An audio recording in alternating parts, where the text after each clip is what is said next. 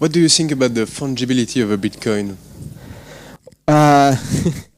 Yes, somebody suggested that I should end my my talk with liberté, égalité, fungibilité. That's an insider joke for us Bitcoiners. Fungibility. So first of all, does anybody? Okay, who does not understand the word fungibility or is not familiar with it? Great. Let's talk about fungibility. So €1 is €1 is €1.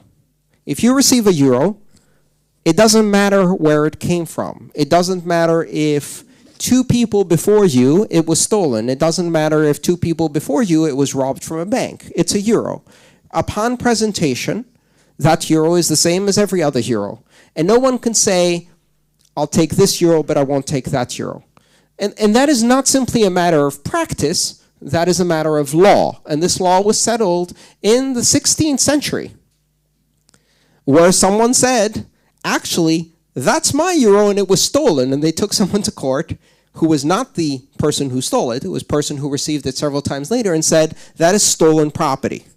Okay, it wasn't a euro, it was a franc or something like that. I think it was a pound sterling, actually. And it was taken to court, and the court said, you can't do that.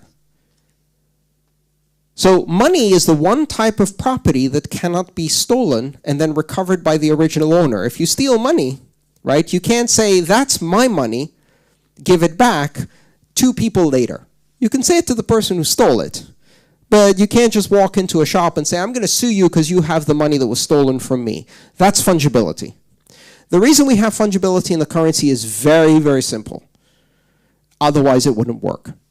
If every time you received a euro, you had to open a list or a database and say, okay, serial number 131337772, is that a good euro or a bad euro? Is it a medium euro? A kind of naughty euro? Is it a bit cocaine-y? Is it a bit terroristy? Because then it's not €1. It's 0.72 euros.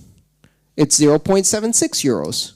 Oh, this one's a bit too cocaine-y. It's 0.53 euros in value, right?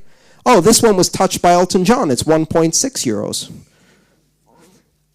We don't accept that as a model for using currency. And the reason we don't accept it is because it wouldn't work. If you had to check the provenance of every system of money that you receive, you couldn't make currency work. And the reason you couldn't make it work is not just because you would have to track a database that had to be perfect and always updated with every coin in it, but the most important thing is that no euro would be worth €1.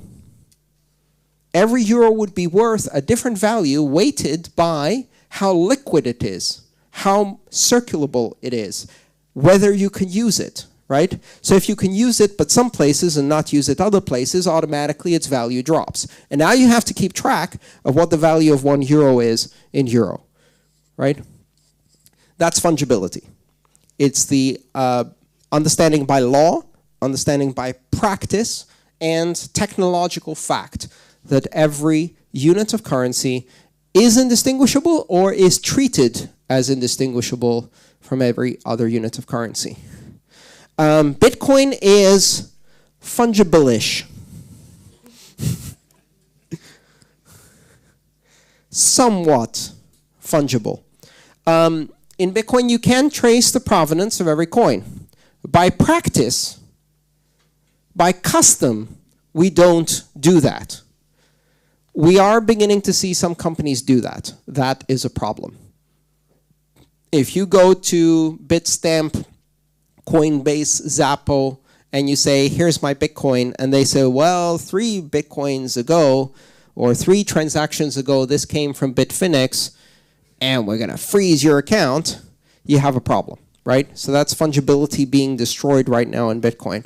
However, at the same time, we're seeing a lot of technologies being developed to improve fungibility, because fungibility also has to do with privacy and anonymity, which are really important characteristics that we're trying to strengthen and at the same time preserve within Bitcoin. And that means ensuring that transactions are private, that you don't know who is who in a transaction, that you don't know what value is being transmitted. There's a number of technologies being developed for that which make Bitcoin extremely private, where you can't even see the value of the transactions being made. You can't tell who is the sender and who is the recipient. You can't tell how much money is being paid. And it really fixes fungibility because you simply can't track coins from one to another.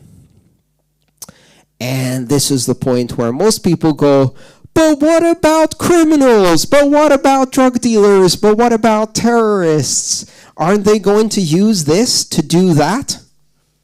Yes. They're going to use this to do that.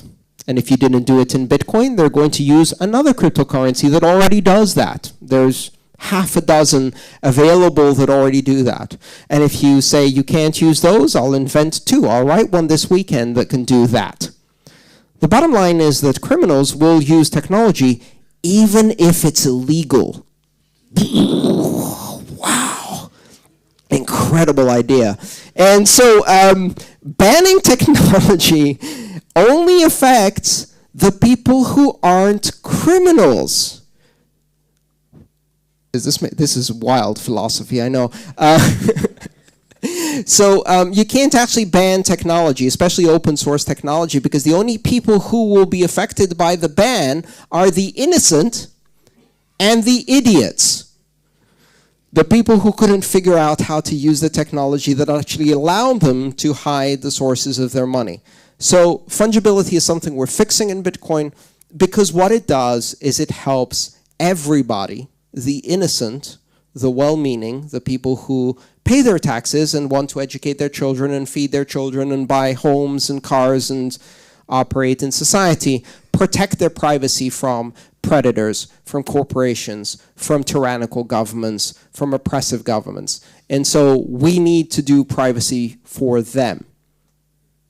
And criminals will also use it. That's my answer for fungibility. Thank you so much. That was a good last question. It's been a pleasure. Thank you, everyone.